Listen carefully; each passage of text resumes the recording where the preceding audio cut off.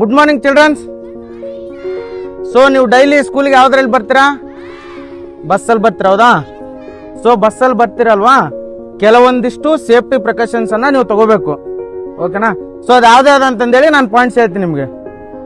ಮೊದಲನೇದಾಗಿ ಬಸ್ ಇಳಿತೀರಲ್ವಾ, ನಿಮ್ ಸ್ಟಾಪ್ ಬಂದ್ಮೇಲೆ ಬಸ್ ಇಳಿದಿರ್ತಕ್ಕಂಥ ಸಂದರ್ಭದಲ್ಲಿ ನೀವು ಬಸ್ ಮೂವ್ ಆಗೋವರೆಗೂ ಇಲ್ಲೇ ನಿಲ್ಬೇಕು. ಬಸ್ ಹೋಗೋವರೆಗೂ. ಮುಂದ್ಗಡೆ ಹೋದ್ರೆ ಏನಾಗುತ್ತೆ, ಡ್ರೈವರ್ ಅಲ್ಲಿ ಇನ್ನೇ ಇರ್ತಾನೆ, ಇಲ್ಲಿ ಮಕ್ಕಳು ಇಳಿತಾ ಇರ್ತಾರೆ. ನೀವು ಮುಂದ್ಗಡೆ ಹಿಂಗ್ ಹೋದ್ರೆ ಡ್ರೈವರ್ಗೆ ನೀವು ಕಾಣಿಸಲ್ಲ.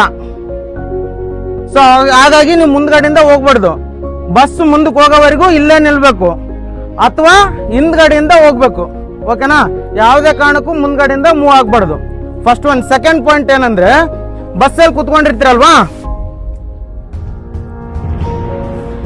ಈ ರೀತಿ ಕೈ ಹಾಕೋದ್ ಮಾಡಬಾರ್ದು.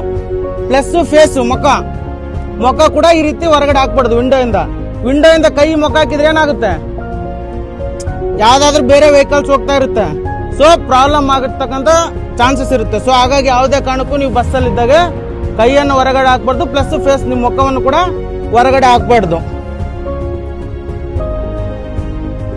ಸೊ ಥರ್ಡ್ ಪಾಯಿಂಟ್ ಏನಂದ್ರೆ, ನೀವು ಮಾರ್ನಿಂಗು ಬಸ್ ಸ್ಟಾಪ್ ಹತ್ರ ನಿಂತ್ಕೊಂಡಿರ್ತೀರ, ಬಸ್ ಬರ್ತಾ ಇರುತ್ತಲ್ಲಿ, ನೀವೇನ್ ಮಾಡ್ತೀರಾ, ಅವಸರದಲ್ಲಿ ಬಸ್ ಬಂತಂತೇಳಿ ಎಲ್ರು ಮೂವ್ ಆಗ್ತಾ ಇರ್ತೀರ, ಹಿಂದ್ಗಡೆ ದೂಗ್ತಾ ಇರ್ತಾರೆ, ಇನ್ನು ಬಸ್ ಅಲ್ಲಿ ಬರ್ತಾ ಇರುತ್ತೆ. ಬಸ್ ನಿಲ್ಲೋವರೆಗೂ ಕೂಡ ನೀವು ವೇಟ್ ಮಾಡಲ್ಲ, ಏನ್ ಮಾಡ್ತೀರಾ, ಮುಂದ್ಗಡೆ ಬರ್ತಾ ಇರ್ತಾರೆ, ನಾನ್ ಫಸ್ಟ್ ಏರ್ಬೇಕು, ನೀನ್ ಫಸ್ಟ್ ಏರ್ಬೇಕಂತೇಳಿ. ಸೊ ನೀವು ಹಂಗ್ ಮುಂದ್ಗಡೆ ಬರ್ತಕ್ಕಂಥ ಸಂದರ್ಭದಲ್ಲಿ ಬಸ್ ನಮ್ಮ ಮೇಲೆ ಬರ್ತಕ್ಕಂಥ ಸಾಧ್ಯತೆ ಇರುತ್ತೆ. ಸೊ ಹಾಗಾಗಿ ಬಸ್ ಬಂದು ನಿಲ್ಲೋವರೆಗೂ ನೀವು ನಿಂತಿರ್ತಕ್ಕಂಥ ಪ್ಲೇಸ್ ಇಂದ ಯಾವ್ದೇ ಕಾರಣಕ್ಕೂ ಡಿಸ್ಟರ್ಬ್ ಆಗ್ಬಾರ್ದು. ಅಂದ್ರೆ ನಿಂತಿರ್ತಕ್ಕಂಥ ಜಾಗದಲ್ಲೇ ನಿಂತ್ಕೋಬೇಕು.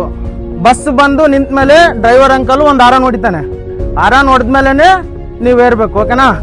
ಸೊ ಇದೆಲ್ಲ ಸೇಫ್ಟಿ ಕ್ರಮಗಳನ್ನ ನೀವು ದಿನನಿತ್ಯ ತಗೋಬೇಕು, ಪ್ಲಸ್ ಎಲ್ಲರಿಗೂ ಕೂಡ ತಿಳಿಸ್ಬೇಕು. ಸೊ ಎಲ್ಲ ಪೇರೆಂಟ್ಸ್ ಕೂಡ ನಿಮ್ಮ ಮಕ್ಕಳಿಗೆ ವಿಡಿಯೋ ತೋರಿಸ್ಬಿಟ್ಟು ಸೇಫ್ಟಿ ಬಗ್ಗೆ ಮಾಹಿತಿ ಕೊಡಿ.